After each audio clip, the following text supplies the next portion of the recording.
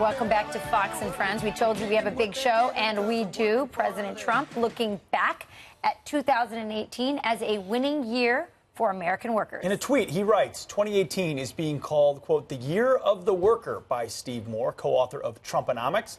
It was indeed a great year for the American worker with the best jobs market in 50 years and the lowest unemployment rate ever for blacks and Hispanics, and all workers big wage gains. Well, here to react to that and many other things, bring in Anthony Scaramucci. Well, he's right about that. I mean, particularly the bottom 10% of the economy, those wages went up the most.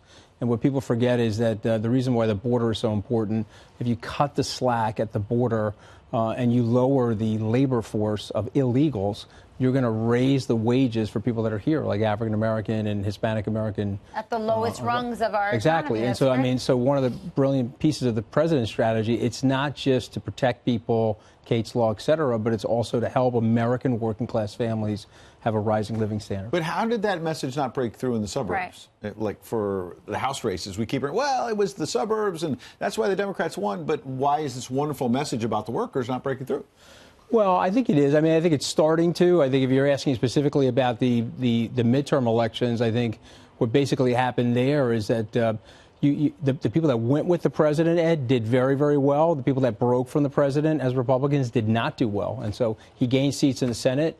But they would have been way better off if they had said, OK, I'm with the president on this, and they went full hog with the president. And I think they would have done way better. You wrote the book, Trump, the Blue-Collar President, so you know of what you speak. Looking forward into 2019, what are the key elements of how he keeps the economy going? So, I mean, three components of that. Number one, we've got to get more deregulation in the economy. Number two, I think he's got to start to attract more capital.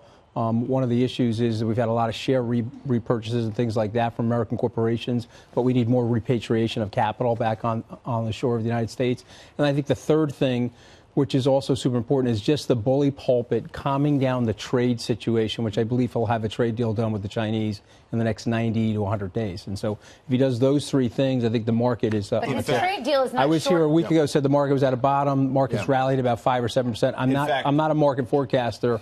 I'm just looking at dividend discounted cash flows and looking where things are priced right now. They're very cheap. Chinese officials overnight said very positive things about a potential trade deal, so we'll be watching that in the coming week. Something else breaking overnight. John Kelly, the outgoing White House chief of staff, told the LA Times about immigration, quote, to be honest, it's not a wall. They, as in the Border Patrol, said, well, we need a physical barrier in certain places, we need technology across the board, and we need more people. The president still says wall. Oftentimes, frankly, he'll say barrier or fencing.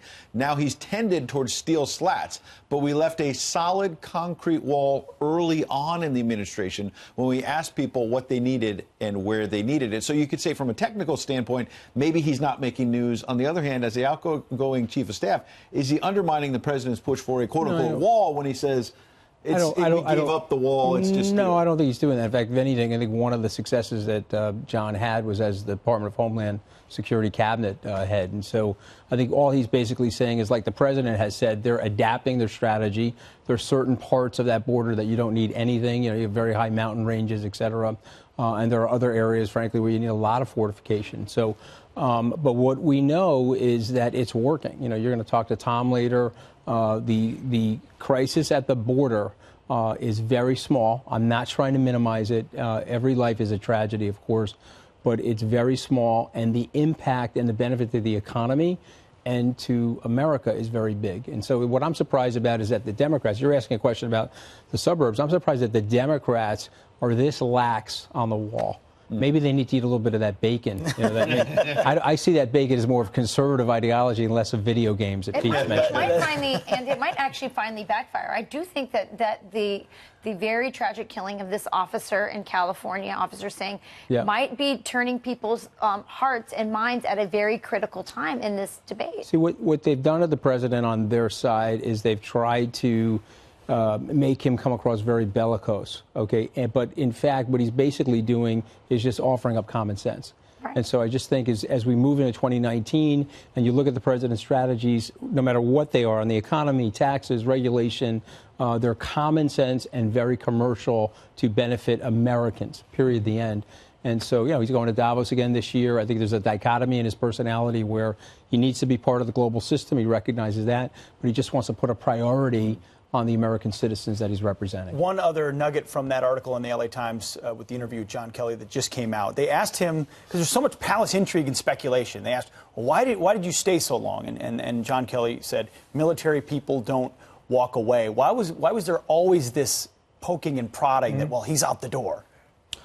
I don't know. I mean, he blew me out on his first day, so I wasn't exactly really there. His biggest defender. Yeah, I'm not really his biggest fan. Having said that, I do admire his service to the country. At the end of the day, 40 years of service to the country as a U.S. Marine, I applaud him. I just think he was probably not the right guy in that job, and so I think there was probably some frustration related to him and related to his personality and also the way he was interacting with John staff. Kelly out, is there any chance Scaramucci would be in? No, there's no chance. You're done. You would never go back. It's not that I would never go back. It's like my wife is listening right now. She's throwing socks at the TV. She's like, Scaramucci would definitely go back. Don't listen to him. There's not going to be an opportunity for me to go back. And by the way, Ed, I'm back running my business, and it's been a lot of fun to run my business. Let's talk a little bit about. And I'm writing books, and Pete's got a new book coming out, so we got to help him with that. One of your businesses we should disclose. You have a small interest in the New York Mets. I'm a Yankees fan. Yeah. We go through your winners and losers, and I understand. Let's start with the winner. The winners. Well, I think, first of all, let's talk about Alabama. I was watching that game last night. Saban is amazing. I never seen anybody that miserable beating up on a team. I don't know if you saw his.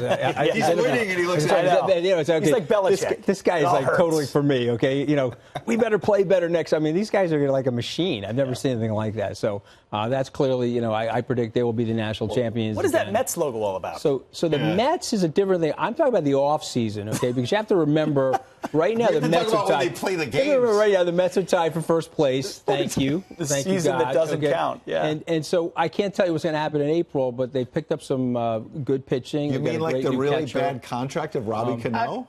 Well, okay, so the Cano contract, they're obviously the aging guy. The Seattle guys are defeasing it, but the kid Diaz can really throw. He's going to be a great closer for the National League. Okay, Anthony, tell us hope about. springs eternal for Met fans. Tell us about your loser. Who's your loser pick? So, I mean, I think the biggest loser this year is actually China and Facebook. If you look at the Chinese stock market and their economy, they have actually been devastated by the president's strategy. At the end of the day, we're 24% of the global economy. The hurt that we put on them, if you just look at their stock market, their currency, I think they missized the president's negotiating capabilities. And so I think they come to the table on intellectual property and other things. And I think you're going to be looking out April, May, where the president's got the deal that he wants, better for the American people. And most CEOs that probably don't eat bacon, they're probably vegans at the other channel, but most CEOs will be scratching their heads and saying, hey, you know what? The guy's doing a very, very good job. He has long-term thinking on that. So China, but then I would say Twitter, I would also add Facebook. If you think about what happened to Franklin Graham, these guys are just extensions now of university campuses, very hard, left-leaning university campuses. And what I like about the right and us conservatives is that we're open to the free marketplace of ideas. Right. 10-second New Year resolution. I got to stop eating bad stuff, okay, like everybody else. Like pasta. Me and Ed are going on a sugar-free diet, okay? I'll see how we look in June. Thanks for being here, sir. We'll have you back in June. Good luck with that. All right, well. Hopefully I'll be back sooner than that. I think you will be. All right, I appreciate that.